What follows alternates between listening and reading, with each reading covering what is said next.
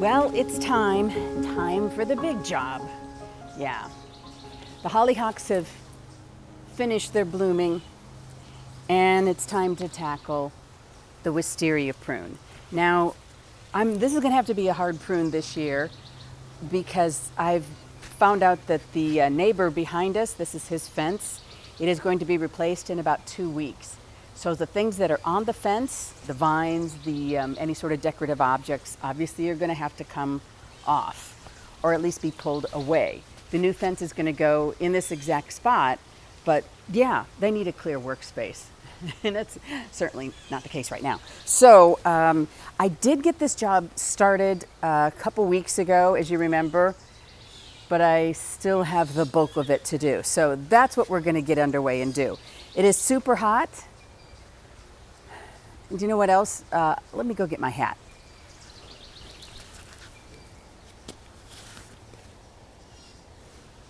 Okay, got the hat.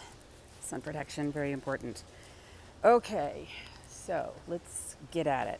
Basically what we're doing here is looking at, I'll take the hollyhocks down first.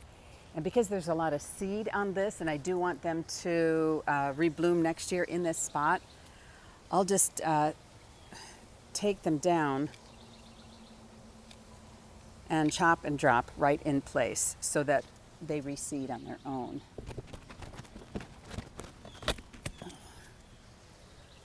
See all these lovely seeds right here? Want to save those. So for right now, I'm just going to put them right here. Let me bring you in a little bit closer. Okay, so again, we're going to take the hollyhocks down first. Then I'll have to move this, and it's all being held in place by wisteria that have coiled around it, like a natural prop. So that's kind of nice. All right, get these first. Rabbits really did a number on these early in the season and took the lower leaves, but thankfully most of them were big enough that the blooms were still in place for the top. And they do bloom from the bottom up, so I'm just kind of waiting till these were mostly done before I cut them down. Now I might leave just one node because sometimes these reflush, at least with foliage. And there was a little bit of an example up here, we'll see. But yeah, that would be nice. I'm sure the rabbits would appreciate it. Oh, and by the way, speaking of rabbits, they may not be long for this garden. I have a surprise visitor who has perhaps temporarily moved in. A mama cat and her 5 kittens, all feral, showed up in my hosta garden, the hosta garden on the north side of the fence. So stay tuned for more on that, because right now they're not old enough to leave their mother, but I will be working on ways to capture her and get her spayed so she doesn't have to be in this situation as a harried mother yet again. So I'm always willing to support all the creatures that show up, but you know, it has to, especially when it comes to the cat population, it's important that you be responsible. So that's my 2 bits of the day, my public service message. Yeah, you know, and especially because ferals aren't vaccinated. Now I have, you know, worked over the years with ferals and got them tame enough to where I can capture them. I take them in, get them neutered and vaccinated, and all is well. I even put a GPS tracker on one so I could see just how far they go, and man, it is impressive. I tell you what, it's like 2 miles in the territory. And at that point, I think it was just habit more than anything else, because he was neutered. He wasn't visiting his girlfriend, so to speak, you know. But yeah, it was interesting. So, yeah, and of course I will always take care of the community cats. They help keep the balance of rabbits and chipmunks in order. And even though I grew up on a farm and we had many feral cats, and there was even a year that we had rabid skunks that got the unvaccinated cats, and I had the 18 rabies shots in the stomach. Oh yeah, I was like 13. Yeah, we all know better now, don't we? Yes, we do. Okay. There's just no excuse for cats to be unvaccinated, honestly. It's good to support them, earn their trust, and they are just a benefit. And I won't lie, it has been fun to watch these kittens play in the garden and watch the bees, and man, they're just magical, I'll have to put in some video here so you can see it. Okay, what have we got? Now, some of these props, if they're a couple feet away from the fence, I think they're going to be okay. Yeah, that's already bloomed. All right. So this one, now these are just, I really like these. These are willow plant trellises, collapsible. They can take up very little space. You can take them down in the winter. But I got them online from Spring Hill. I ordered them, so I've really enjoyed them. And it adds a natural element to the garden, instead of heavy metal artificial, I kind of like that cottage look, if I can do that. So, let's see what we've got here.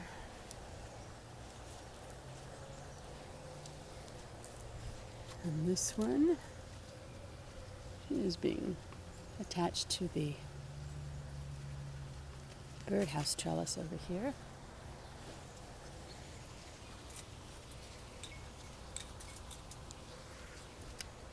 So yeah, I will keep you updated on the kitten saga, because they're about that age where they start to, separate from their mom. She's teaching them how to hunt now and all that stuff. But then they just take off on their own. Now what I'm gonna take it down to is, see, there's some of those seeds from the Wisteria. And I did want to get that before those hit the ground and start to sprout. Let me also get my recycling bin here, my compost bin. Okay, now let me just say while we're in here too, there's a big thunderstorm expected here tonight. So that's another reason why I'd like to get this done beforehand, so that that kind of helps the plant recover a little bit. Pruning is stressful, not just on the gardener, but yeah, on the plants too. And we're in the middle of a pretty significant heat wave. But again, I have I would rather do this. You're supposed to prune a wisteria right after it blooms, and so I would have liked to have done this earlier. But then we had a round of thunderstorms, then the heat wave hit, and now it's just a matter of timing, because the fence needs to be cleared before they replace it. And I would rather clear off my plants and stuff instead of the contractors, All right, what have we got? This is quite the robust thing. So let me back this up, okay? So I'll start with the main stem. This one is damaged. Let's take that down. This one. I'm trying to do this without damaging the plants that I have underneath. Now I've got some things that are coming off of the ground, which is what happens with wisteria, and runners, that then root into the ground. Let's see if I can show you that. So see, like this is an example of a wisteria root that has gone into the ground, and yeah, it will cover this whole fence, because they run. I think this one is possibly an ivy. So, see, there's one little whippy thing down on the ground. And you know, these plants, man, they are born to thrive. Once you get them, it took, I am not kidding, 7 years to get this thing to bloom. And part of it is because of, you know, the where it is. It's in the root of a 70-year-old maple tree, which sucks up all the energy in the room. You know what I mean? Kind of like an obnoxious house guest. Now, I always shoot these videos on my phone, and hopefully it's not going to overheat and shut down. That's entirely possible. Oh, this is horrible. Now, so a lot of this up here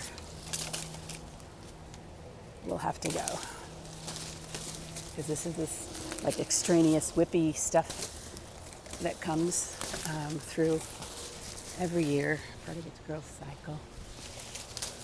I mean, I love that these things will fill a fence, you know. It's fabulous unless you have to remove the fence. You're like, wow, okay.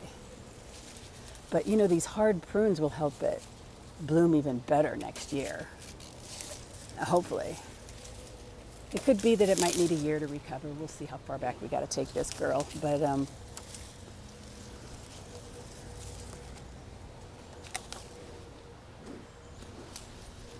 we'll see what happens, shall we? All right, all of this up here. Trying not to step on the new stuff I just planted this year. Yeah, check this out. Oh, Gabe's got something to say. Yeah, they're outside resting on top of the patio table so they stay out of trouble. And also, because what if the kittens come here, or the mommy cat, and because they're so wild, I know they're not vaccinated, and I would rather avoid that. Of course, the dogs are vaccinated, but they think they're a lot tougher than they are, my boys. So I want to avoid that circumstance, or interaction. I know they would lose that battle. And I don't want them to hurt the kittens accidentally either. So somewhere is a happy mix. I'm not quite sure what it is yet. We're working on it. All right. Pull it over from the fence. What have I got? All right, sorry, excuse me. Might have to back up a smidge. How we doing? All right. Oh, I can see these things need some water in here too. These zinnias. Oh, Lord. Now, this goes over the fence. It is gone. Oh, yeah, it's heavy. Hello. Hello, girl. Come on. All right. I don't know how far she goes on the other side because I can't see it. You know what I mean? There's no way of knowing what's down there on their side of the fence. Oh. Oh. Oh. Okay, don't fall. What have I got? All right.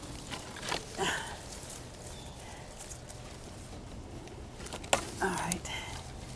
Coming back. All right, we got it. I wonder if I need a ladder. Now, I tied her into the fence long ago, many moons ago. So these will release easy enough.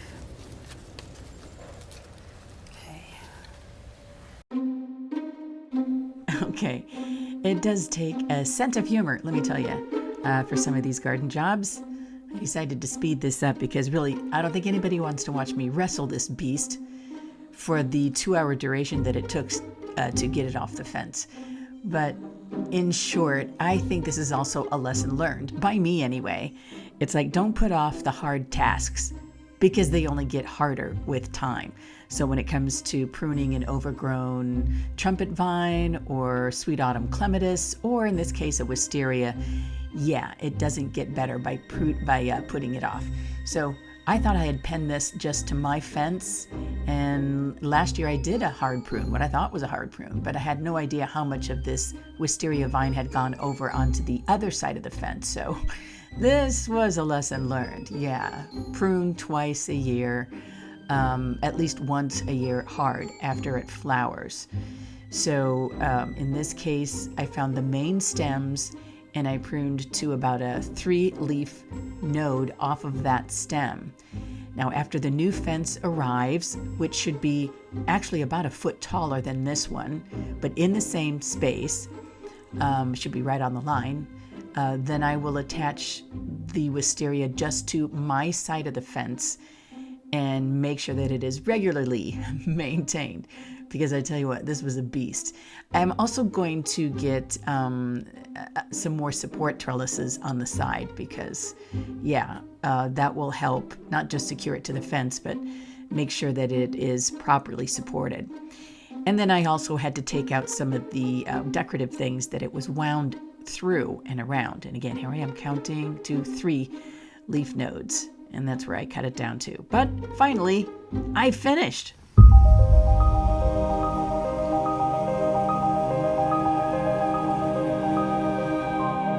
Well, here we are the next day. My phone shut down because of the extreme heat. So I got the things off the walls and the wisteria pruned down, pulled out about a foot or 2 from the fence. It's off the fence. We should be ready to go for this fence replacement, which will be in less than 2 weeks. And again, that's the neighbor's fence, and the neighbor let us know that the contractors are coming. So this is just prep work. So I will keep you posted on how this works. We had another thunderstorm overnight, so it is kind of a magical time though, here in the morning with the light coming through, the hostas shining, all the wildlife out to play, including my latest addition to the garden. As promised, some video of the kittens playing that have showed up along with their feral mama. I'm making plans and we'll see how we can best take care of them, both now and moving forward. So still, it's kind of precious to see. I do hope you subscribe so we can keep track of this project and the kittens and so many other things moving forward. But yeah, I thought I would leave you just some final shots of the garden. Thanks for joining me. Bye.